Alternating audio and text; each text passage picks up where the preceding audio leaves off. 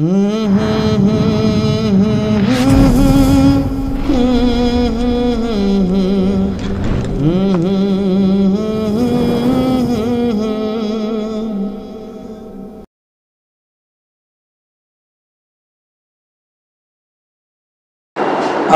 আলাইকুম ওয়া রাহমাতুল্লাহি ওয়া বারাকাতুহু।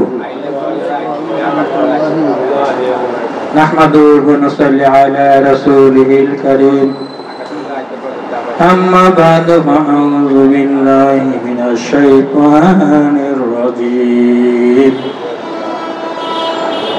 বিসমিল্লাহির রাহমানির রাহিম। يا أيها الذين آمنوا صلوا عليه وسلموا تسليما اللهم صل على سيدنا مولانا محمد وعلى آل سيدنا مولانا محمد اللهم زوري سيدنا مولانا محمد وعلى آل سيدنا مولانا محمد বিশ্ব পৃথিবীর যা কিছু আছে সকলেই কিনিল তার সস্তাকে শুধুই মানুষ কেবলই বেহুশ না চিনিল তার সস্তাকে আল্লাহুম্মা সাল্লি আলা সাইয়্যিদিনা মাওলানা মুহাম্মাদ ওয়া আলা আলি সাইয়্যিদিনা মাওলানা মুহাম্মাদ প্রেমাগুনে জলে মরি ওহে আমার রাব্বানা আমি যার প্রেমে পাগল সে তো সোনার মদিনায় আল্লাহুম্মা জোরে জোরে সাইয়্যিদানা মাওলানা মুহাম্মদ মাশাআল্লাহ মাশাআল্লাহ মাওলানা মুহাম্মদ ওয়াচিন দেশের মানুষ তুমি এখন নাই তোমার মনে আবার তোমার করবে মনে যখন যাইবা কবরে আল্লাহুম্মা সাল্লি আলা সাইয়্যিদিনা মাওলানা মাশাআল্লাহ জোরে জোরে সাইয়্যিদিনা মাওলানা মুহাম্মদ সাল্লাল্লাহু আলাইহি ওয়াসাল্লাম। সম্মানিত হাজিরিন, আল্লাহর আশিকেরা, আল্লাহর পাগলেরা, আমার আত্মার আত্মীয়, আমার পরম আত্মীয়, আমার পীর ভাইয়েরা, আপনাদের সকলকে জানাই তালিমে ইসলাম মানিকগঞ্জ দরবার শরীফের পক্ষ হতে, আমার শাইখের পক্ষ হতে আন্তরিক মোবারকবাদ। সেই সাথে আপনাদের সকলকে জানাই কারওয়ান বাজার সিদ্দিকিয়া মুজাহিদ কমিটির পক্ষ হতে আন্তরিক মোবারকবাদ। হাজিরিন, আমরা প্রতি বৃহস্পতিবার এখানে সকলে একত্রিত হই আমার আপনার পরম দরদি মুর্শিদ কেবলার দোয়া এবং এজাজত সাপেক্ষে, কথা ঠিক কিনা? সেই সাথে আমাদের প্রতি সোমবার এখানে আমরা রাত্রি জাগরণ করি আমাদের করণ বাজার সিদ্দিকে মুজাহিদ কমিটির সম্মানিত সভাপতি সাহেবের নেতৃত্বে।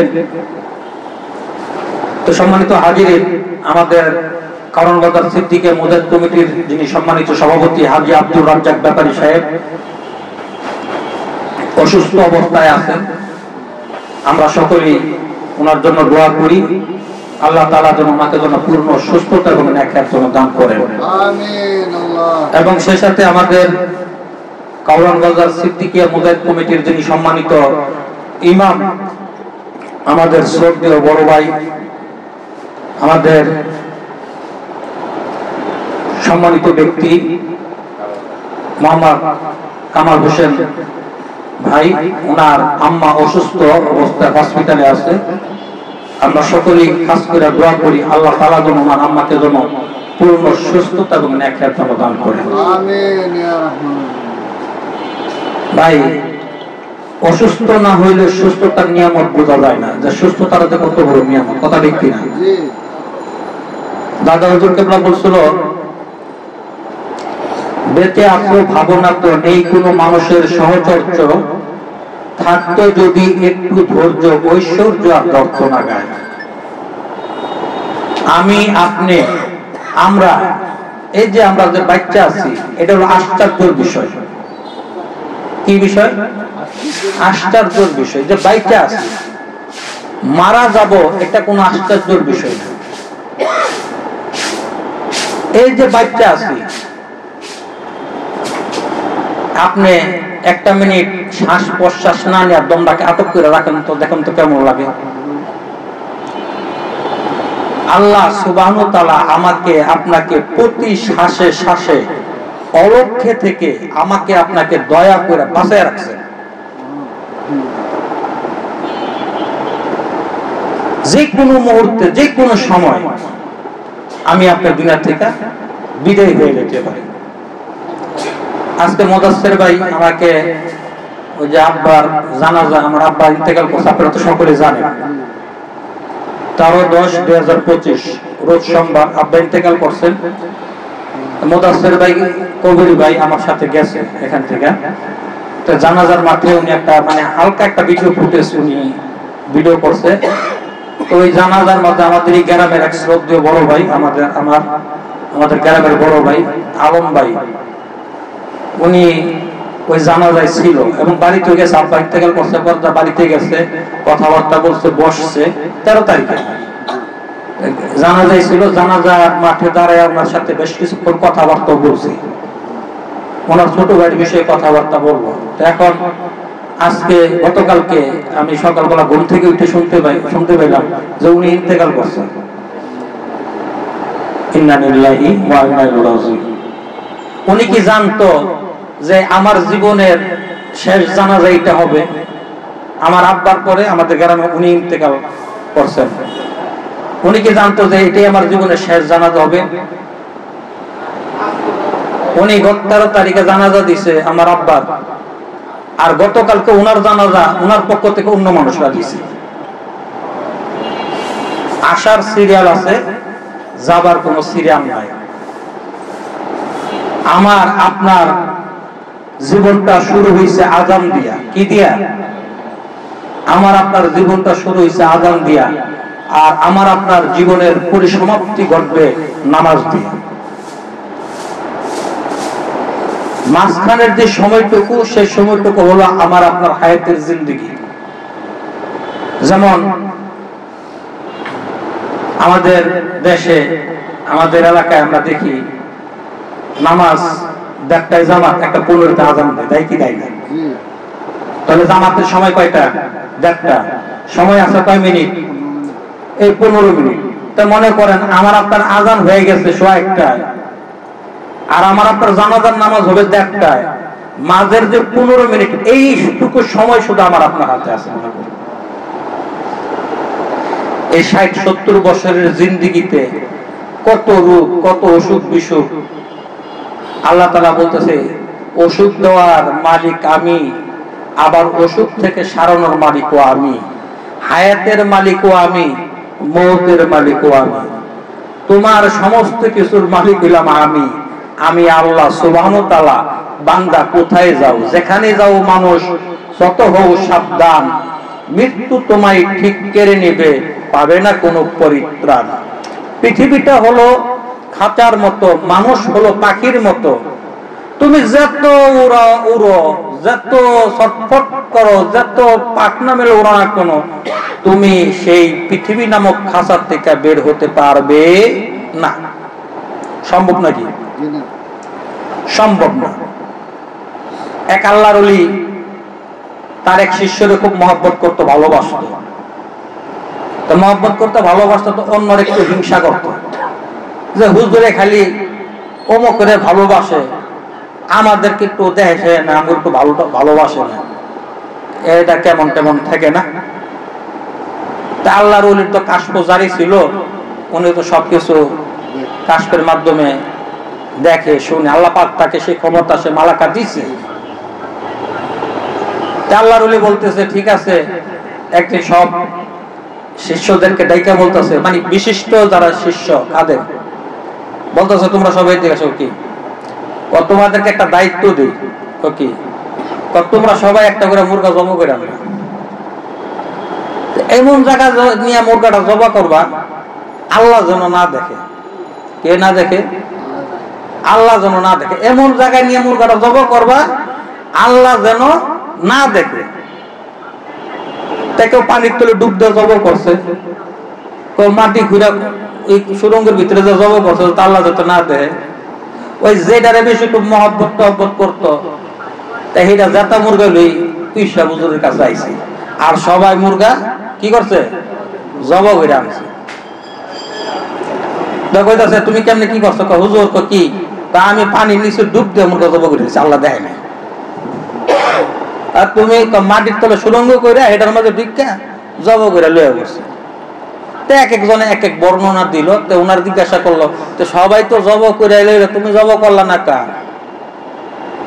হুজুর কি আমি জব করুম কেমনে? আমি জেনে গেছি হ্যাঁ যে আল্লাহ আছে। আল্লাহ নাই কোন জায়গায়, আল্লাহ সমস্ত জায়গায় বিরাজমান। সুবহানাল্লাহ। আমি তো আল্লাহর দৃষ্টির বাইরে যাইয়া আমি কোনো কিছুই করতে পারবো না। তাহলে পীর সাহেব হুজুর তো তারা মহব্বত করে জান্না বুদ্ধিত করছে, কথা ঠিক কিনা? এটা লোকে হিংসা বিদ্বেষ করলে কাম হবে? কাম হবে না। তাই বন্ধুরা, আল্লাহ সুবহানাহু ওয়া তাআলা যা কিছু করে বান্দার মঙ্গলের জন্য করে। 60 বছর 70 বছরের জিন্দেগি, মার জন্য এত মায়া, বাবার জন্য এত মায়া, ভাইয়ের জন্য এত মায়া, বোনের জন্য এত মায়া, ছেলের জন্য এত মায়া, মেয়ের জন্য এত মায়া, আত্মীয় স্বজন বন্ধু বান্ধব প্রতিবেশী স্ত্রী পুত্র পরিজন সকলের জন্য এত মায়া। 60-70 বছরের জিন্দেগি। আল্লাহ বলেন আমার 100 ভাগের থেকে 1 ভাগ মায়া শুধু পৃথিবীর বুকে আমি দিয়া দিছি, আর 99 ভাগ মায়া মমতা আমি আল্লাহর কুদরতি দিলে। কন্যা সুবহানাল্লাহ। এই 1 ভাগ মায়া মমতা পাইয়া হায়রে কত কান্না, কত সুখ, কথা ঠিক কিনা? মন মানে না, প্রাণ মানে না, চলে গেল, যে গেল সেই তো গেল, আর তো ফিরা হবে না। আমার দাদাই গেছে, আমার বড় বাবাই গেছে, আমার অমুক গেছে, আমার তমুক গেছে, যারা কবরে গেছে তারা কি আর কখনো ফিরে আসছে? আর ফিরা আসবে না। এক বেশ যাবে, আরেক বেশ আসবে, এটাই তো নিয়ম, সিস্টেম। আপনি স্কুলে পড়ছেন, আমরা স্কুলে পড়ছি, আমাদের ক্লাসের পর আবার আরেক বেশ ঢুকছে কি ঢুকছে না? এক বেশ গেছে, আরেক বেশ ঢুকছে। পৃথিবীর সিস্টেমটা হইল আসা যাওয়া, এক বেশ যাবে, আরেক বেশ আসবে। পৃথিবী কখনো শূন্য থাকবে না, পৃথিবী কখনো খালি থাকবে না। পৃথিবীর জায়গাতে থাকবে, শুধু তুমি আমি এই পৃথিবীর বুকে থাকবো না। তোমার আমার সময় যখন শেষ হয়ে যাবে, হায়াতের তেল যখন ফুরাইয়া যাবে, তখন আয়ু নামক বাতিটা নিভা যাবে। তখন তোমাকে আমাকে সাদা একটা মার্কিনের কাপড় দিয়া মাথা থেকে পা পর্যন্ত জড়াইয়া ওই যে 3.5 হাত ঘরের সাথে বাড়ির সাথে গোরস্থান, ওখানে 3.5 হাত একটা কবর, একটা ঘর, যেই কবরে তোমার দাদা গেছিল, তোমার চাচা গেছিল, তোমার বড় বাবাই গেছিল, যারা গেছিল তারা যেমন আসে না, ওই কবরটার মাঝে তোমাকে আমাকে তুই আসবে, তুমি আর আমি আসবো না। তবে তুমি আমি যদি দুনিয়াতে যদি কিছু ভালো কাজ কইরা যাই, তাহলে সেই কাজগুলা দুনিয়া থেকে আমি কবরে বসে বসে পাবো। কন্যা সুবহানাল্লাহ। সেই কাজগুলা কি?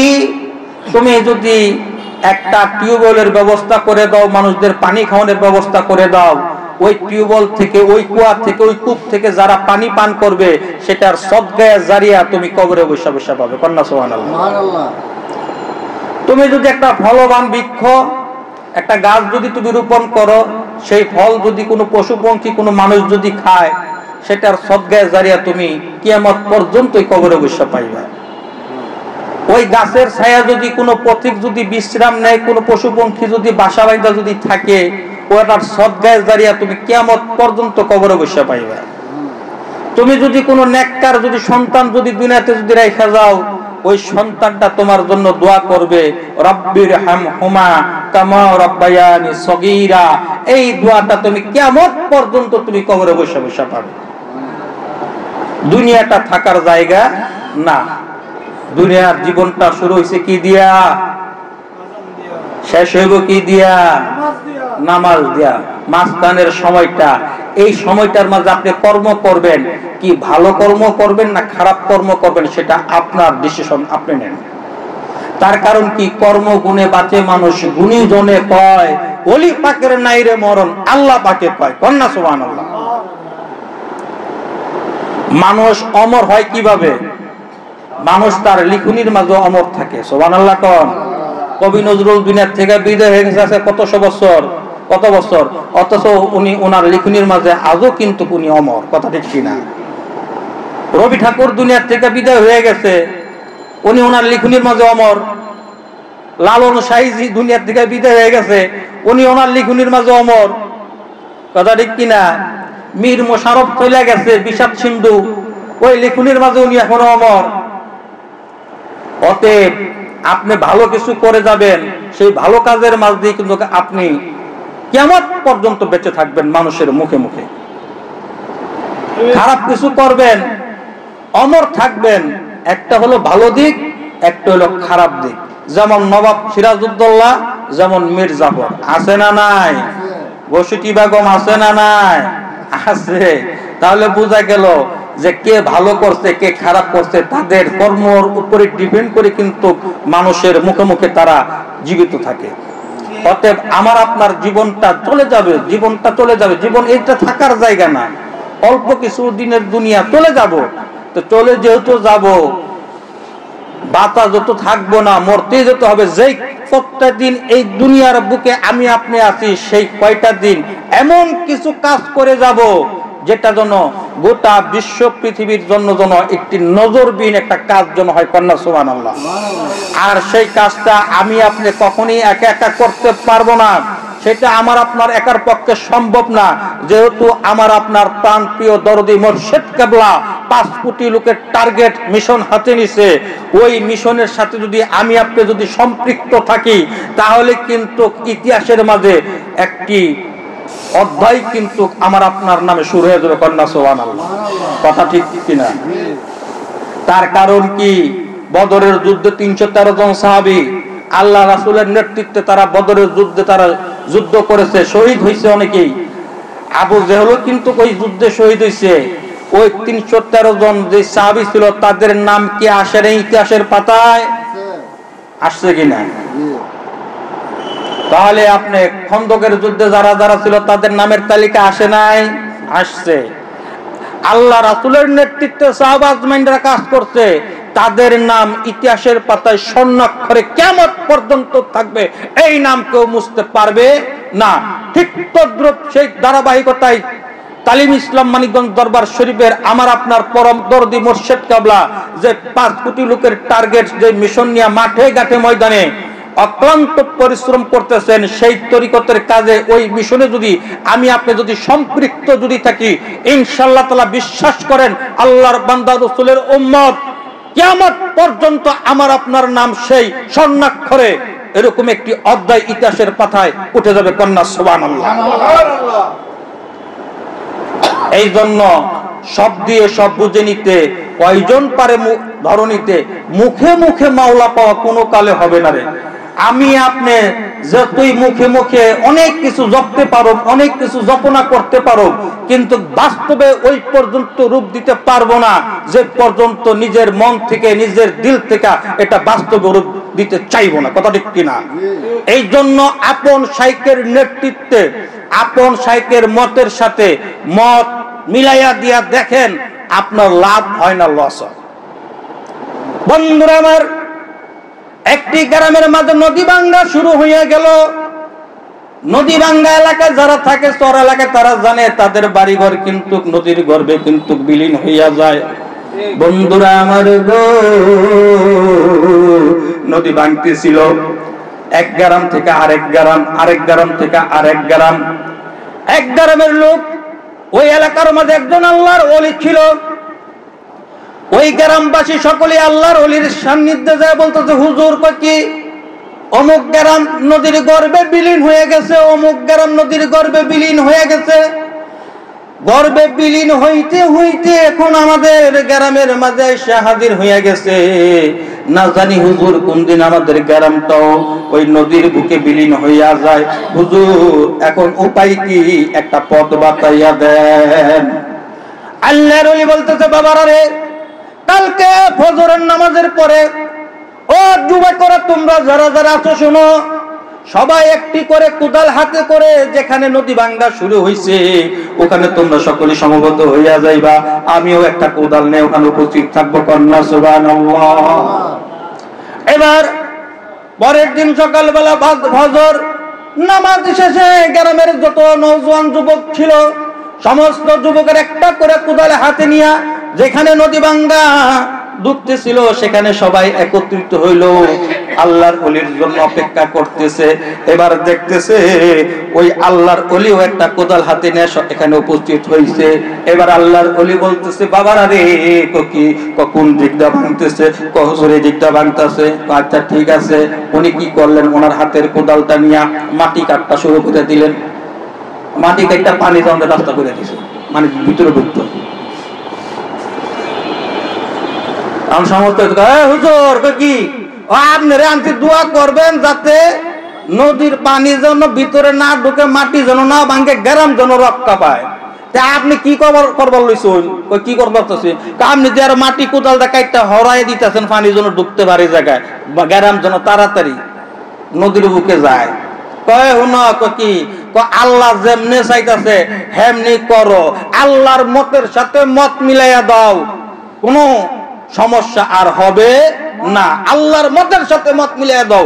আল্লাহ চাইতেছে, আল্লাহ যদি চায় এই নদী বুকে তোমার গ্রাম না গোটা বিশ্ব পৃথিবীটাকে বিলীন করে দিতে পারবে। আর আল্লাহ যদি না চায় এই পানি এখান থেকে আর এক সুতাও এক চুল পরিমাণও লড়বে না। অতএব আল্লাহর মতের সাথে মত মিলিয়ে দেখো, তোমার লাভ হয় না, লস হয়। এবার আল্লাহর ওলি মাটি কাটা যখন শুরু করে, যখন পানি যখন দিতে চায়, এখন আর পানি ওদিকে আর যায় না।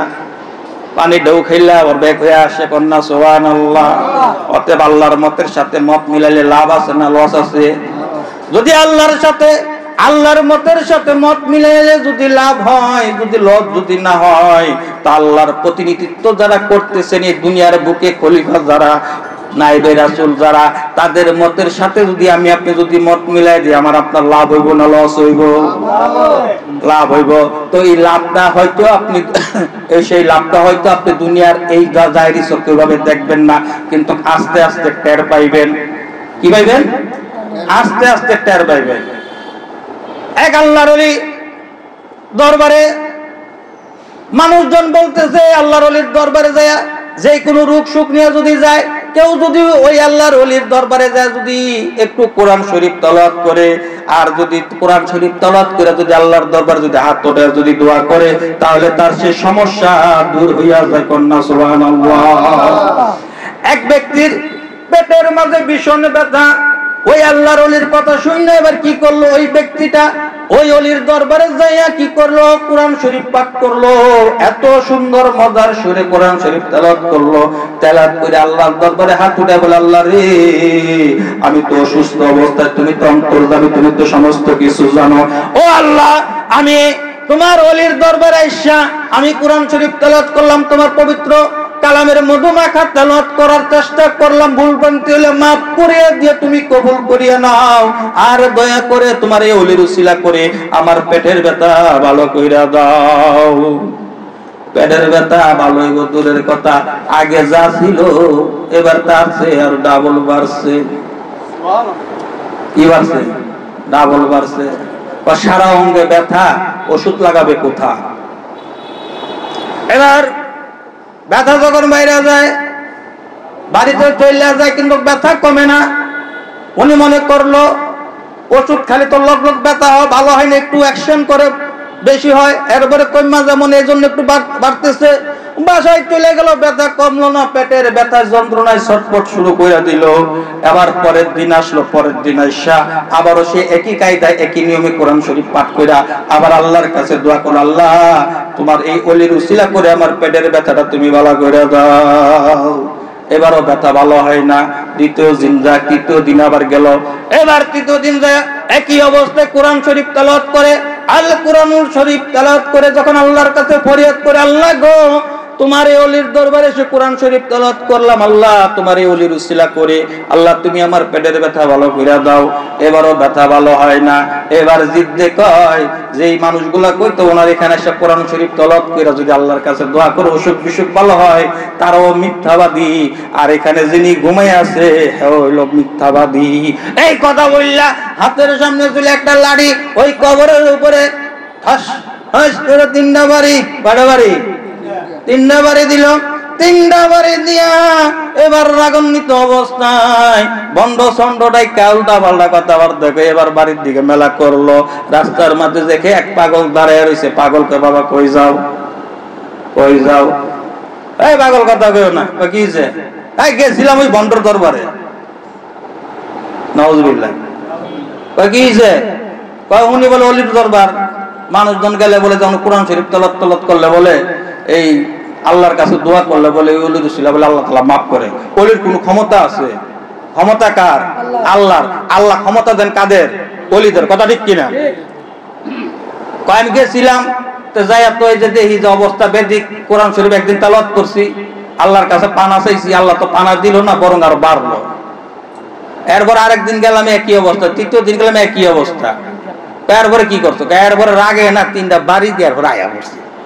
কামটা ভালো করছো না? বড় ভালো করছি না মানে পাগলে এবার পিঠটা খুললা দেখা দেয়, দেখ রে পাগলা, এই তিনটা বাড়ি কি তুই দিছস নি? এবার ওই ব্যক্তি বলে ঘটনাটা কি? বাড়ি দিলাম কবরে। পাগলা, তোমার গায়ের মাঝে চিহ্ন কিভাবে আসলো? পাগলা বলে তুই এর হাকিকত বুঝবি না, বুঝতে গেলে বহু সময়ের ব্যাপার সেবার। ও পাগলা তুই শোন, কেন তোর পেট ব্যথা ভালো হইল না এবার তোরে আমি বলি। আমার কাছে এখানে যত আপাইকা না পাইকা যত মানুষ আছে আমার কাছে চাওয়া শুরু করে যে আমি তো দেওয়ার মালিক না, মালিক হইল আল্লাহ। আমি কই আল্লাহ গো, এগরে দিয়া তাড়াতাড়ি জঞ্জাল বিদায় কইরা দাও। কিছু কিছু জায়গা আছে না তো মাগো কি ভিক্ষার কামে কুত্তা সামাল দেয়। এই যে বিয়া বাড়িতে যদি হিজড়ারা যদি যায়, হ্যাঁ তর্ক বিতর্ক করেন, হ্যাঁ কম দেন বেশ দেন দিয়া কোন তাড়াতাড়ি আপদ বিদায় হোক। কথা কইলি কি বেজাল? বাবারে তুই যাইয়া যখন কোরআন শরীফ তেলাওয়াত করছস মধুর সুরে, এতই মজা লাগলো, এতই মজা লাগলো, এরকম কোরআন শরীফ এই পর্যন্ত এখানে কেউ পড়ে নাই। এই জন্য বলছি আল্লাহ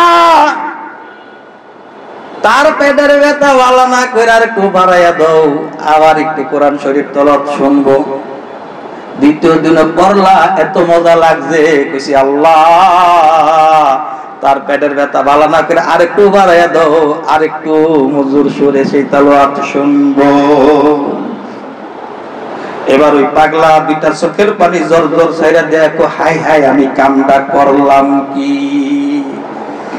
আল্লাহর কাছে বলে মাবুদ রে, ভুল করে ফেলেছি, অন্যায় করে ফেলেছি, ও মাবুদ তুমি দয়া করে মায়া করে আমারে মাফ করিয়া দাও, আমি যত জীবন বাঁচবো ওই ওলির দরবারে যাইয়া আমি প্রতিদিন একটু একটু করে হলো কোরআন শরীফ তেলাওয়াত করে আসবো।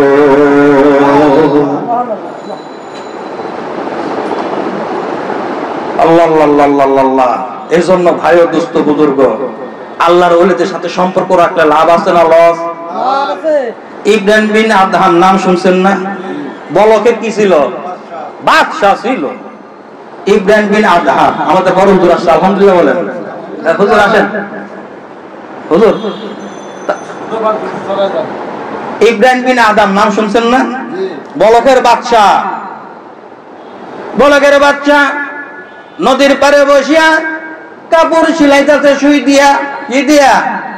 সুই দিয়া কাপড় সিলাই। বলকের বাদশাহ ছিল ইব্রাহিম বিন আদহাম।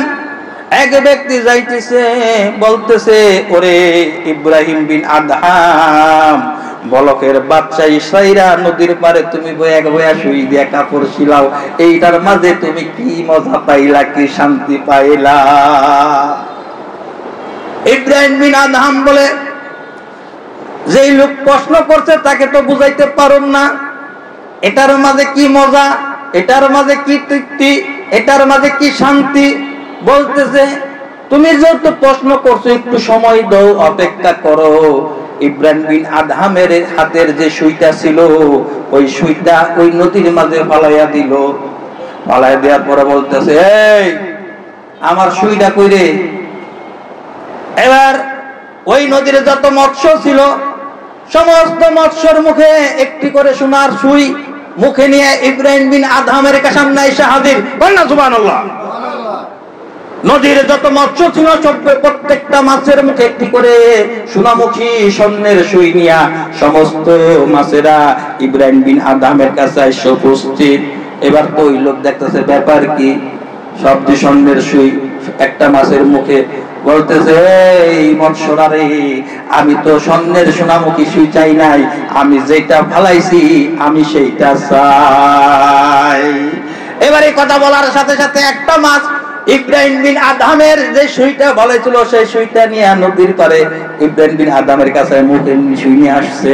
এবার ইব্রাহিম বিন আদহাম ওই সুইটা এবার হাতে নিয়ে উনি ওনার কাজ শুরু করে দিলেন। কন্যা সুবহানাল্লাহ। এবার বলতেছে পাগলা রে, এবার দেখো ওই বাদশাহীর মাঝে কি এই শান্তি আছে, মজা আছে। ওই বাদশাহীর মাঝে শুধু রাজ্যের মানুষ শুনতো, আর এই বাদশাহীর মাঝে গোটা বিশ্ব পৃথিবীর মাখলুক আমার কথা শুনে। কন্যা সুবহানাল্লাহ। এই জন্যই তো আমার পরম দরদি মুর্শিদ কেবলা বলেন, গোটা কোরআন শরীফ রিসার্চ করে আমি দুইটা জিনিস পাইছি। একটা হলো আল্লাহকে ভয় করো, আরেকটা হলো রাসূলুল্লাহ সাল্লাল্লাহু আলাইহি সাল্লামকে মহব্বত করো। বন্ধুরা, আল্লাহকে যদি ভয় করেন, যেই মানুষটা আল্লাহকে ভয় করবে ওই মানুষটা তার জীবনে কোনো খারাপ কাজ করতে পারে না। যেই মানুষটা রাসূলকে মহব্বত করে সেই ব্যক্তি কিন্তু কোনো খারাপ কাজ করতে পারে না। আল্লাহকে মহব্বত করো, রাসূলকে, আল্লাহকে ভয় করো, রাসূলকে মহব্বত করো। আমার মুর্শিদ কেবলা বলেন, তুমি যদি আল্লাহর পক্ষে থাকো, আল্লাহকে যদি ভয় করো, গোটা মাখলুক তোমাকে দেখা ভয় পাবে। কন্যা সুবহানাল্লাহ। আর তুমি যদি নবী করিম সাল্লাল্লাহু আলাইহি সাল্লামকে যদি মহব্বত করো, ভালোবাসো, আর নবীজির পক্ষে তুমি যদি থাকো, তাহলে গোটা মাখলুক তোমাকে মহব্বত করবে, ভালোবাসবে। এর চাইতে ভালোবাসা আর এর চাইতে বাদশাহী কি আমরা অন্য কিছু চাই না। আমরা চাই আল্লাহ তুমি আমাদের আপন হইয়া যাও, তা না হইলে আল্লাহ তুমি আমাদেরকে আপন বানাইয়া নাও। এই জন্য আসেন, যারা চাইছিল রাসূল তারা পাইছিল রাসূল। কথা ঠিক কিনা? আল্লাহর ওলিদের সোহবতে গেলে লাভ আছে না লস আছে? এই জন্য আল্লাহর ওলিদের সোহবতে যাইতে হবে কি হবে না? হবে। পীর কোনো মকসুদ না, মকসুদকে আল্লাহ এবং আল্লাহ রাসূল। আমার আপনার শায়েখ কি বলেন, প্রায় বলেন যে তোমার সবচাইতে বড় পীর হইল তোমার মা এবং তোমার বাবা। কন্যা সুবহানাল্লাহ। তোমার মা যদি তোমার প্রতি যদি সন্তুষ্ট যদি না থাকে, তোমার পিতা যদি তোমার প্রতি যদি সন্তুষ্ট না থাকে, তুমি যদি বড় পীর আব্দুল কাদের জিলানীর ঠ্যাঙ্গে ধরে যদি ঝুইলা থাকো, তোমার সাইরানার কোনো কাজ হবে না। অতএব আগে হলো তোমার মা, আগে হলো তোমার বাবা, যার উসিলা করে তুমি দুনিয়ার আলো বাতাস দেখছো। যেই মা 10 মাস 10 দিন তোমার গর্ভে দইরা কত কষ্ট যন্ত্রণা সহ্য করেছে, মার পেটের মাঝে থাইকা একবার মারে দিক দা লাথি মারছো, আরেকবার ওদিক দা লাথি দিছো, মা উহ আহ করছে, তারপরও হাসি মুখে সমস্ত ব্যথা ব্যথা সহ্য করে নিছে। যেদিন মার প্রসবের সময় হয়ে যায়, মা জনম দুঃখিনী সবার কাছে বলে, কর্তা তোদের সাথে অনেক অন্যায় করছি, অপরাধ করছি, চলার পথে কত ভুল বেয়াদবি করছি, জানি না এই যাত্রা বুঝি আমার শেষ যাত্রা হইয়া যাইতে পারে, হয়তো আর ফিরা নাও আসতে পারি, তোরা আমারে মাফ কইরা দিস। শুধু তাই না রে, নিজ স্বামীর কাছে যা বলে, স্বামী গো জানি না আমার কোন অবস্থা হইয়া যায়, জানি না এই যাত্রায় আমি কি সন্তান জন্ম দিতে গিয়া আমি কি আবার ফিরে আসতে পারি কিনা গো স্বামী। চলার পথে জীবন, এই সংসারের জীবনে তোমার সাথে কত অন্যায় করেছি, কত অপরাধ করেছি স্বামী। ও স্বামী, তুমি আমার আল্লাহর হস্তে মাফ করিয়া দিও, যদি চলে যে আমাকে মাফ করিয়া দিও। তুমি আমার যদি কোনো ছেলে হোক আর মেয়ে হোক, তারে তুমি নিজ দায়িত্বে তুমি লালন পালন করো, কথা ঠিক কি না?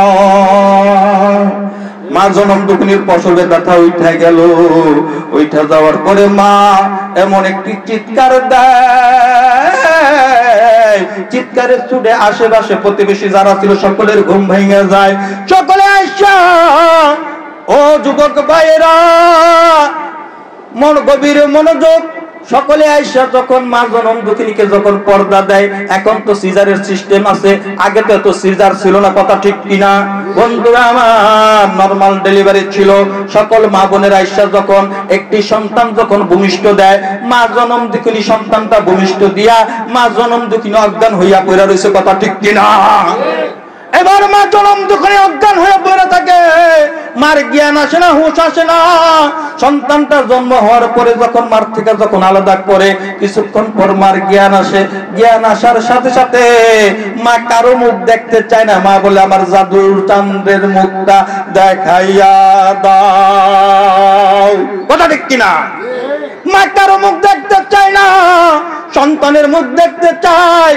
ওই সন্তানটা যখন মার হাতে যখন কুলে যখন দেয়, মা কি করে প্রসবের ব্যথা বইলা যায়, মা কি করে ওই সন্তানের নাকে মুখে গালে চুমা দেয়, কথা ঠিক কিনা?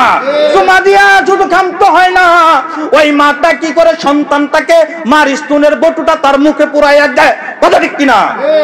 তোমার জন্য তোমার বড় পীর হইল তোমার মা, কন্যা সুবহানাল্লাহ।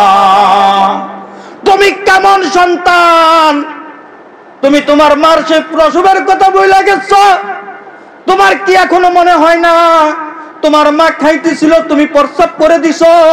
তোমার কি মনে হয় না রে, তুমি যখন তোমার মা খাইতেছিল তুমি পায়খানা করে দিছো? মা কি করছে, হাতের আইডা হাত তাড়াতাড়ি ধুইয়া তোমাকে কি করছে, বিজার থেকে শুকনার মাঝে থুইয়া তোমার গুমুখ সাফ কইরা আবার তোমার কুলে নিয়া বুকের স্তনটা তোমার মুখে পুরাইয়া মা খাইতে বইছে। তোমার কি মনে হয় না রাত্রে তুমি ঘুমাইয়াছিলে, তোমার মাও গভীর ঘুমে ছিল, তুমি প্রস্রাব করে দিছো, বিছানা বিছিয়ে দিছো, তুমি চিৎকার করতেছো, তোমার বাবা পাশে ঘুমাইছিল, তোমার ভাই ঘুমাইছিল, বোনেরা ঘুমাইছিল, কেউ তো সজাগ হয় নাই।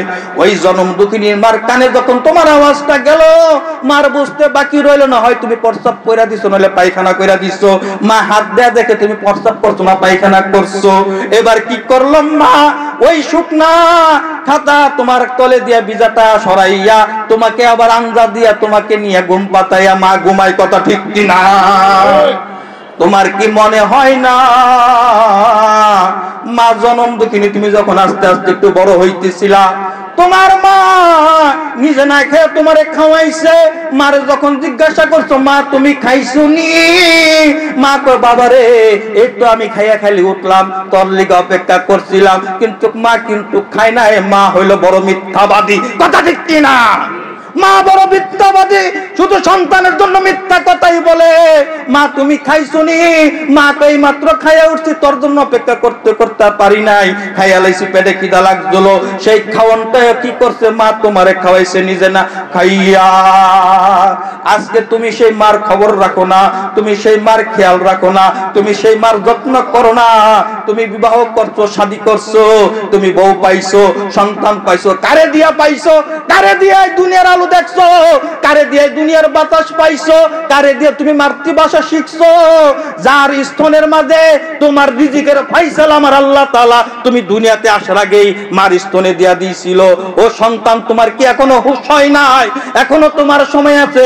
তোমার মা যদি জীবিত থাকে, তোমার বাবা যদি জীবিত থাকে, আজকে বাসায় যাইয়া মার পায়ে ধরে মাপ চেয়ে বলো, মা অন্যায় করে ফেলেছি, বাবা অন্যায় করে ফেলেছি, জীবনে যা করছি আর করব না বাবা, মন থেকে অন্তর থেকে বাবা আমারে ক্ষমা কইরা দিন। আল্লাহ আল্লাহ আল্লাহ আল্লাহ আল্লাহ। এজন্য আসেন, যার মা নাই সে জানে মা হারানোর কি ব্যথা, যার বাবা নাই সে জানে বাবা হারানোর কি ব্যথা। বাবা নামক বট বৃক্ষটা যার মাথার উপরে নাই সে জানে। আমি জানি আমার বাবা নাই, আমার বাবা হারানোর কি ব্যথা। ওই নিয়ামতের কদর করতে পারি নাই, নিয়ামতটা চলে গেল, আফসোস করি, দুইটা চোখের পানি দা বক্ষ জমিন বাসায়, যে নিয়ামতের কদর করতে পারলাম না। আল্লাহ রে, মা জীবিত আছে, একটা নিয়ামত জীবিত আছে।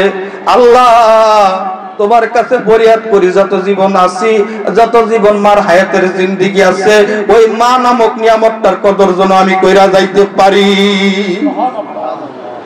যার মা জীবিত আছে তার জান্নাত জীবিত আছে। জান্নাত কি কোনো পীর সাহেবের পায়ে?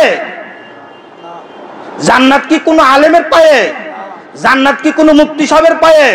জান্নাত কি কোনো মুহাদ্দিসের পায়ে? জান্নাত হলো স্ত্রীর জান্নাত কোথায়? স্বামীর পায়ের নিচে। সন্তানের জান্নাত কোথায়? মায়ের পায়ের নিচে। অতএব মা জীবিত আছে, বাবা জীবিত আছে, তাদের খেদমত করেন। এই নিয়ামত হারিয়ে গেলে বুঝবেন নিয়ামত কি হারাইছেন। আমি আমার বড় সন্তানটা যখন হইল, পিতামাতার অবাধ্য সন্তান ছিলাম ভাই, পিতামাতার অবাধ্য সন্তান ছিলাম।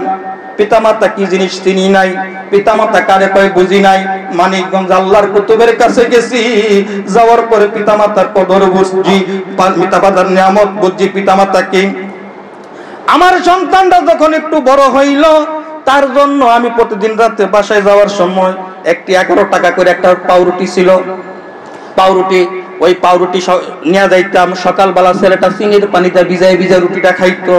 প্রতিদিন রাত্রে নিয়ে যাইতাম। অনেক সময় যখন হোটেলে যাইতাম, কোনো কিছু খাইতে যাইতাম, কোনো ভালো মন্দ খাইতে যাইতাম, তখন ছেলেটার কথা মনে পড়তো। বাসায় তো আমার কাছে ছেলে আছে, আমি এই জিনিসটা কিভাবে খাই, কেউ যদি কিছু দিত সেটা পকেটে বইরা লাইতাম, বাসায় যাইয়া আবার ছেলেটারে দিতাম। অনেক এখনো করি। অনেক সময় আব্বু তুমি খাইবা না? না বাবা খামো না, আমার ভাল লাগে না, তোরা খা। হ্যাঁ, আমার মজা লাগে না, খাই পান খাইতেছি, খামো না, খা, এদেরকে খাওয়াই। আমি তখন ছোট, আমার ছেলেটার জন্য যখন রুটি নিয়ে চিন্তা করি, তখন আমি চিন্তা করি আমিও তো আমার ছেলের মতো ছোট ছিলাম, আমিও তো ছোট ছিলাম। আমার বাবা তো রুজি করছে, রোজগার করছে, আমার বাবাও তো এরকম আমার জন্য হয়তো বয়ম বইরা বইরা বিস্কুট নিয়ে আসতেছে, আমার বাবা হয়তো আমার জন্য এরকম বড় মজা করে মজা নিয়ে গেছে। আমার খেয়াল আছে, আমার বাবা ফার্মগেট যখন বাসা যখন কাজীপাড়া ছিল আমার, তখন আমরা ছোট ছিলাম, আমার খেয়াল আছে। আমার আব্বা ফার্মগেট থেকে, এই যে ফার্মগেট এখন তো একটা ফুটওভার ব্রিজ, এখানে কিন্তু এখনো ফল ফ্রুটের দোকান আছে, এখান থেকে নাশপাতি, আপেল, বিভিন্ন ধরনের ফল পাতি নিয়ে আব্বা তখন পলিথিনের ব্যাগ করে কাজীপাড়ার বাসায় নিয়ে যাইতো। রাত্রে ঘুমের থেকে উঠাইয়া আম করে ভাঙ্গা ভাঙ্গা খাওয়াইতো। আমার সেই কথা খেয়াল হয়েছে, আমার মনে পড়ে গেল আমি আমার সন্তানের জন্য এত কিছুই করি, আমার বাবাও তো আমার জন্য এমন কিছু না কিছু করছে। অতএব বাবাকে অবহেলা করা যাবে না, মাকে অবহেলা করা যাবে না, বাবা মাকে বৃদ্ধাশ্রমে রাখা যাবে না, বউর কথা শুনে মায়ের সাথে বা খারাপ ব্যবহার করা যাবে না, বউর কথা শুনে বাবার সাথে খারাপ ব্যবহার করা যাবে না। বউ হইল ডান হাত, মা হইল বাম হাত, নইলে মা হইল বউ হইল বাম হাত, মা হইল ডাইন হাত, দুই হাতই আমার, দুনো হাতই আমার কাজে লাগবে, কথা ঠিক কিনা? অতএব বউর কথা শুনলে বউর বুঝ বউরে দিব, মার কথা শুনলে মার কাছ থেকে যদি বউর ব্যাপারে কোনো কথা শুনি সেটা মার কথা শুনে মারে মার বুঝ দিব। অতএব মার কথা শুনে বউর সাথে লাগা যাবে না, বউর কথা শুনে মার সাথে লাগা যাবে না। আমার আপনার দরজে মুর্শিদ কেবলা বলে যে স্বামী যখন রাত্রে বিছানাতে ঘুমায় তখন কি করে? মা যদি এক কথা বলে এই কান্দা ঢুকে আর এই কান্দা বাইরে যায়, কথা ঠিক কিনা? মা যদি কিছু বলে কোন কান্দে? এক কান্দা ঢুকে আরেক কান্দা কি হয়? বাইর হয়ে যায়। আর ঘরের বিবি যখন বলে, মার নামে যখন বলে, তখন আপনি বালিশের সাথে মাথাটা দিয়ে রাখেন, কথা ঠিক কিনা? গভীর মনোযোগ, এই কানটা আপনার বন্ধ থাকে, কথা ঠিক কিনা? অতএব এই কানটা আপনার কথা ঢুকতেছে আর বাইরেতে পারতেছে না, ওইটা আপনার অন্তর জায়গায় লাগে। অতএব যে সন্তানেরা বউর কাছে মুরিদ হইছে, ওই সন্তানটা কি করে? বউর কথা শুনে পরের দিন সকালবেলা মার সাথে ঝগড়া করে, কথা ঠিক কিনা? অতএব বউর কাছে মুরিদ হওয়া যাইব? বউয়ের পায়ের নিচে কি স্বামীর জান্নাত? ওই সন্তানের জান্নাত কোন জায়গায়? মায়ের পায়ের নিচে। যেখানে আমার জান্নাত ওখানে কি কোনো অশান্তি সৃষ্টি করা যাবে? অতএব বউর বুঝ বউকে দিব, মার বুঝ মাকে দিব, বউর কথা শুনে মার সাথে লাগা যাবে না। আমাদের দেশে বর্তমান সমাজে এই বউদের কথা শুনে আজকে কি করে সেই স্বামীরা, সেই সন্তানেরা বৃদ্ধ বাবা বৃদ্ধ মাকে কি করে? বাসার মাঝে না রেখা তাদেরকে সে বৃদ্ধাশ্রমে পাঠাইতে, কথা ঠিক কিনা? আজকে যদি হক্কানি কোন কামেলে মুকাম্মেল কোন পীর মুর্শিদের সোহবতে যদি থাকতো তাহলে সেই সন্তান কখনই তার পিতামাতাকে বৃদ্ধাশ্রমে পাঠাইতে পারতো না, কথা ঠিক কিনা? অতএব হক্কানি পীর মাশায়েখ বুজুর্গানি দিনদের দরকার আছে না নাই? অতএব মানিকগঞ্জ আল্লাহর কুতুবের সোহবতে যাওয়ার পরে মা কি চিনলাম, বাপ কি জিনিস চিনলাম, কথা ঠিক কিনা? মার খেদমত করবেন, বাপের খেদমত করেন, জান্নাত আপনার জন্য কাফি।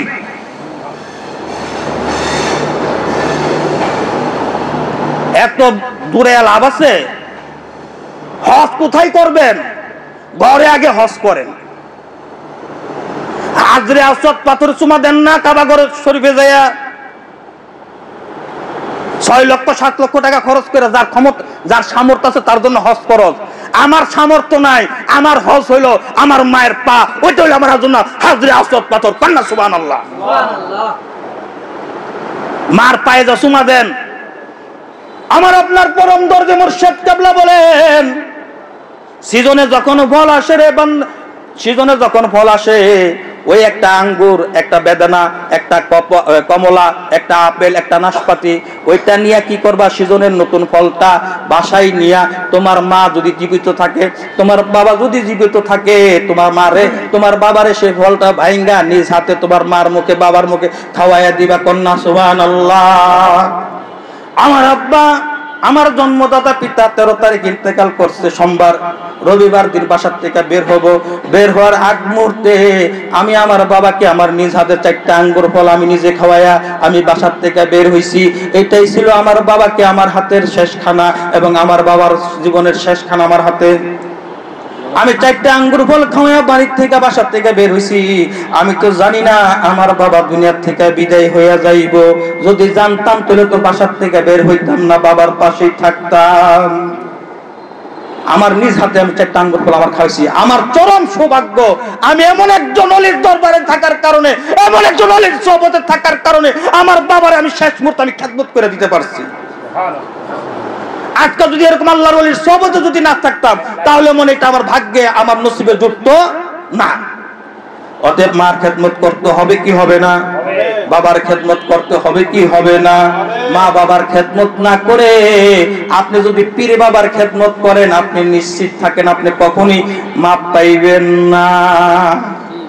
আগে হইল কি মা এবং বাবা, এই কথা কে বইলা দিছে? আল্লাহর কুতুব, মানিকগঞ্জের আল্লাহর কুতুবে কথা বইলা দিছে। অতএব আসেন বায়ু দুস্থ বুজুর্গ, বাঁচবো কয়দিন? হায়াতের তেল ফুরাইয়া গেলে আয়ু নামক বাতিটা কি হবে? নিভা যাইব, কথা ঠিক কিনা?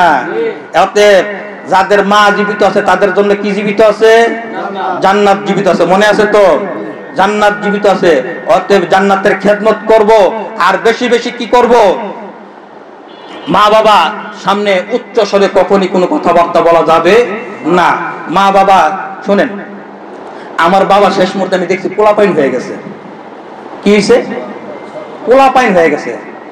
একবারে মাসুম বাচ্চা, একবারে মাসুম বাচ্চা। যেই বাবা, এই যে আমার আব্বার হাতের ঘড়ি, এটা আমার আব্বার হাতের ঘড়ি, আমার আব্বার হাতের ঘড়ি। আমি বাড়িতে গেছি, আলমারির মাঝে দিয়ে আব্বার দুটা ঘড়ি দুটা ঘড়ি আমি নিয়ে আসছি। হ্যাঁ, এটা আমার আব্বার হাতের ঘড়ি, তো এই ঘড়িটা আমি হাতে দিছি। হ্যাঁ, আমার আব্বা বাসায় আসছে, আসার পরে তার লাস্ট স্টেপটা আমি যেটা ফলো করছি, যে একটা মাসুম বাচ্চা যেভাবে অনেক সময় এইভাবে ঘুমায় না, হাত এক করে, ঠিক এইভাবে উনি ঘুমায় থাকতেন। একবারে মাসুম বাচ্চা। যখন যা বলছি, হ্যাঁ হ্যাঁ আব্বা খাইবেন না, পরে পরে আমি পরে কি একটু ধমক দিছি, কারণ একটু ধমক দিছি কি লেগা, যে খাওয়া তো লাগবো, তার শরীর দুর্বল, না খাই তুই এখন।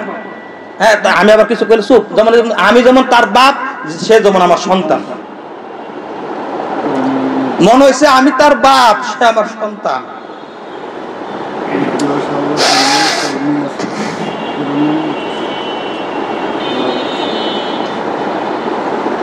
বাবা আপনার না খাইলে তো আপনার সমস্যা হইব। বাবা কই খালি পরে, আমি না পরে না, এখন খাইতে হইব। বিবিরে ডাক দেয়া বলছি, কি খাইব খাওয়াও। পরদা খাইছে বাবাই, বাবাই খাইয়া দিয়ে একবার পোলা পাইন, একবার পোলা পাইন। বরদা আমার ছেলে যায়, চুল বড় হয়ে গেছে, দাড়ি বড়, একটু চুল টুল বড় হয়ে গেছে, ছেলে নিয়ে পরদা এই চুল টুল কাটায় নিয়ে আসছে। এরপরে এই গোসল করছে, বাইরে নিয়ে গোসল করেছে। যেমন একটা ছেলের যেমন মা বাবা নিয়ে যেমন বাইরে নিয়ে পানিতে গোসল করে না, ছোট বাচ্চা গোসল করতে পারে নিজে নিজে, তারা কি করতো, গোসল করতো না, বলে টলি না। আমার আব্বার কুসুম কুসুম গরম পানিতে না বাইরে নিয়ে গোসল করা লাগছে। এরপরে এই লাস্টে যত প্রস্তাব পায়খানা বিছনাই করছে, লাস্টে 3-4 দিন প্রস্তাব পায়খানা উনি আর মানে ওনার সেন্স কাজ করে না, মানে সেন্স লেন্স হয়ে যেত, আবার আসতো, আবার চলে যেত, প্রস্তাব পায়খানা করতো, বলতে পারতো না। পরে আমার বিবি গুলো সব সাফ করছে, এই কাপড় চোপড় যা আছে সবকিছু আমার বিবি সব পরিষ্কার করছে। আমার বিবি একটু ঘৃণা করেনি, একটু ঘৃণা করেনি। মানে দেখলাম যে একবার মাসুম বাচ্চা, তো বাপ মার যদি বয়স হয়ে যায়, একটু বয়স্ক যদি হয়ে যায়, তার কি হয়, পোলাপাইন হয়ে যায়। কি হয়? পোলাপাইন হয়ে যায়। তাহলে আপনার পোলাপাইন যদি আপনার সাথে, যেমন আপনার ছোট সন্তান যদি আপনার দাড়ি, এই যে আমার দাড়ি, এই দাড়ি যদি কোনো একটা বুঝের লোক যদি টান দেয়, হ্যাঁ রে কি সারমু, আমি তো ধর্ম লোক আর 10 জন ধরে, এই বেটা হুজুরের দাড়ি ধরে টান দিছিস কি লিগা, কথা যদি অন্যায় করে থাকে মুখে কর, দাড়ি ধরে টান দিলি কি লিগা। আচ্ছা, আপনার সন্তান, ছোট সন্তান যদি দাড়ি ধরে টান দেখে সিরিয়াল হয়, আপনি কি রাগ করবেন না হাসবেন? হাসবেন না? হাসবেন। তাহলে বাপ মা যদি শেষ সময় যদি আসে, আয়সা যদি একটু উল্টা পাল্টা যদি একটু কিছু করে, রাগ করা যাইব না? হাসবেন, হাসবেন। এই তো গত 25 দিন রাত্রে আম্মা কইতাছে আমার ভাল লাগতেছে না, ভাল লাগতেছে না। আমি কি কেমন কেমন জানি মনে মন করতেছে। আমার আম্মা কিন্তু স্ট্রোক করা প্যারালাইজড রোগী, এমন এমন করতেছে। পর্দা আমি বুঝছি যে পরেটা দরপর করতেছে। পর্দা ছেলের কাছে একটা 7-আপের বোতল আনাইছি, আমি ঠান্ডায় না খাওয়াইছি, খাওয়াইতে এরপর হয় না, এরপর মাথার মাঝে আমি কি করছি, নারিকেল তেল পানিলে মাথার মাঝে দিয়ে দিছি, মারে দিয়া কতক্ষণ মাথা ডইলা মুল্লা দিয়া, এরপর কি করছি, আমার শুলে টিপ্পা দুমনি, কোনা ব্যথা লাগে, আস্তে আস্তে আস্তে আস্তে আস্তে হাত টিপ্পা দিছি, পাও টিপ্পা দিছি, শৈল টিপ্পা দিছি, টিপ্পা টুপ্পা দিয়া এরপরে মনে করেন মা কি করছি, যখন টিপতেছি মার মাথাটা আমার এই জায়গা ফেলাইছে, এই জায়গায় কতক্ষণ ফালে চুপচাপ হয়ে রয়েছে, এরপর আবার করছে, এরপর ভালো করে শৈল মন টিপ্পা দিয়া মারে শুয়াইয়া দিয়া গায়ের মাঝে খেতা দিয়া এরপর আমি ঘুমাইছি। আর বাবা যখন আমার ঘরে যখন সেন্সলেস অবস্থা ছিল, আমি তো সারা রাত্র সজাগ, আমি কতক্ষণ পর যাইয়া পাশের রুমে, ওই রুমে তো কেউ থাকতে পারতো না, একা থাকতে হইতো। আবার তো লাস্টে টিবি রোগ ধরা পড়ছে, ডাক্তার বলছে যে তো ওনার সাথে কেউ যেন না থাকে, একটু ওনাকে সেফ জোনে রাখবেন, আপনারও সেফ জোনে থাকবেন। তারপর আব্বা পাশের রুমে থাকতো, আমি কতক্ষণ পর যাই আমি আব্বার দিকে, তো আব্বা কি করে। শনিবার দিন রাত্রে গেছি, যাই বলছি যে আব্বা যে ছায়া রয়েছে পর আব্বা কিছু কিছু সমস্যা কি না, কিছু না, কি ঠান্ডা লাগে, ঠান্ডা একটু কমাই দিই, একটু কমাই দিছি, কমাই দিয়ে লাস্টে তো কইলাম যে আব্বা তুই একটা খেতা দিয়ে তুমি দিলে তো ভালো হয়। পর্দায় কম্বলের উপরে আর একটা খেতা দিয়ে দিছি, পর আব্বা কাছে এখন ঠিক আছে। কতক্ষণ পর যা রাত্রে যায় আমি সেক আব্বারে দেখতাম, এই জিনিসগুলা, এই শিক্ষাগুলা কোথা থেকে পাইলাম? মানিকগঞ্জের আল্লাহর কুতুবের সোহবতে যাওয়ার পরে বাপ কি জিনিস, মা কি জিনিস, তাদের খেদমত কি জিনিস, এটা চিনলাম, জানলাম, বুঝলাম। আর আমাদের সমাজে বর্তমানে কিছু সন্তান আছে, আমাদের সমাজে কিছু বর্তমানে কিছু সন্তান আছে, তারা কি করতেছে? মার খবর নাই, বাবার খবর নাই, তাদের খেদমতের খবর নাই, পীর বাবার দরবারে গরুর গলার মাঝে মালা ঝুলাইয়া যাইতেছে। কথা ঠিক কিনা? অতএব এই শিক্ষা, এই তালিম মানিকগঞ্জের আল্লাহর কুতুব আমাদেরকে দেয় নাই। আমাদেরকে আল্লাহর কুতুবের তালিম দিছে, আগে হইল মা, এরপর হইল বাবা, এরপর হইল পীর বাবা। কথা ঠিক কিনা? তোমার মা বাবা যদি তোমার প্রতি যদি অসন্তুষ্ট থাকে, তুমি বড় পীরের ঠ্যাং ধরে থাকো, তোমার কোনো কাজ হবে? হবে? হবে না। তো ভাই ও দোস্ত বুজুর্গ, আমি ছোট মানুষ, আমি অনেক আলাপ আলোচনাই করছি। আসলে আলোচনার মতো মন মানসিকতা, সেই মাইন্ড আমার মাঝে এখন নাই। তারপরে আব্বা চলে গেছে দুনিয়ার থেকে, একটু মানসিকভাবে একটু ডিপ্রেশনের মাঝে আছি। সকলে দোয়া করবেন। আপনাদের সকলের নিকট আমার পিতার জন্য দোয়া চাই, আল্লাহ তাআলার জন্য আমার পিতাকে জন্য জান্নাতের উচ্চ মাকাম, জান্নাতুল ফেরদাউস জন্য নসিব করেন। আর আমি সন্তান হিসেবে আমি আমার পিতার জন্য আল্লাহর কাছে প্রার্থনা করি যে আল্লাহ, আমার পিতার যে হায়াতের জিন্দেগিতে যদি কোনো ভুল ভ্রান্তি, কোনো ভুল ত্রুটি যদি করে থাকেন, আমি আপনার কুদরতি পাওয়ার তার আওলাদ হিসাবে আপনার কাছে মাপ চাই। আমার আব্বাকে আপনি মাফ করে দিবেন এবং ওনার কবরটাকে নূরের আলোয় দিয়ে আলোকিত করে দিবেন। ওনার কবরটাকে রিয়াদুল জান্নাহ হিসাবে কবুল আর মঞ্জুর করে নেবেন। ওনাকে জান্নাতুল ফেরদাউস আপনি নসিব করবেন। আমার দীর্ঘ বিশ্বাস, আমি বিশ্বাস করি আল্লাহ সুবহানাহু ওয়া তাআলার নিকট আমি আপনাদেরকে বলছি কি, আল্লাহর 100 ভাগের 1 ভাগ মায়া শুধু দুনিয়ার জমিনে দিছে। কয় ভাগ? 1 ভাগ। 99 ভাগ মায়া মমতা কিন্তু কার কাছে? আল্লাহর কুদরতি দিলে। এই 60 বছর 70 বছরের জিন্দেগিতে যদি এই 1 ভাগ মায়ের মধ্যে কিছু জাররা পরিমাণ, রেণু পরিমাণ মায়া যদি, এই অবস্থা যদি আমার হইতে পারে আমার পিতার জন্য, আমি সন্তানের, তাহলে আমার থেকে তো আল্লাহর হলো দরদ বেশি, আল্লাহর হলো বান্দা। কথা ঠিক কিনা? তাহলে আমার থেকে তো আল্লাহর দয়া মায়ার বেশি, আল্লাহর দয়া বড়। কথা ঠিক কিনা? আল্লাহর মায়া বড়। কথা ঠিক কিনা? আমার আল্লাহ যেমন বড়, আল্লাহর দয়া তার চেয়ে বিশাল বড়। কথা ঠিক কিনা? অতএব আমার বিশ্বাস আল্লাহ সুবহানাহু ওয়া তাআলা আমার আব্বাকে ইনশাআল্লাহ তাআলা মাফ করে দিবেন। তারপরও দোয়ার দরকার আছে। আমরা যারা আওলাদ আছি, আমাদের যাদের পিতামাতা দুনিয়া থেকে বিদায় হয়ে গেছে, আমাদের প্রতি তাদের হক, আমরা যত জীবন বাঁচবো তাদের জন্য তাদের রুহের মাগফিরাত কামনা করবো। কথা ঠিক কিনা? তাই ভাই ও দোস্ত বুজুর্গ, আসেন, আমি আর লম্বা করে আলাপ আলোচনা করব না। আমার আলাপ আলোচনায় যদি কোনো ভুল ভ্রান্তি যদি হয়ে থাকে, আপনাদের সকলের নিকট আমি ছোট ভাই হিসাবে, বন্ধু হিসাবে, সন্তান হিসাবে আপনাদের সকলে পায়ে হাত দিয়া মাপ চাচ্ছি। এখন আপনাদের সামনে আমাদের ধরণবাজার সিদ্দিকা মুজাহিদ কমিটির সম্মানিত শ্রদ্ধেয় ইমাম সাহেব হুজুর আসছেন আপনাদের সামনে। এখন উনি গুরুত্বপূর্ণ নসিহত পেশ করবেন। আমরা সকলেই দিলের কান দিয়ে শোনার চেষ্টা করি, আমলের নিয়ত নিয়ে। আসসালামু আলাইকুম ওয়া রাহমাতুল্লাহি ওয়া বারাকাতুহু।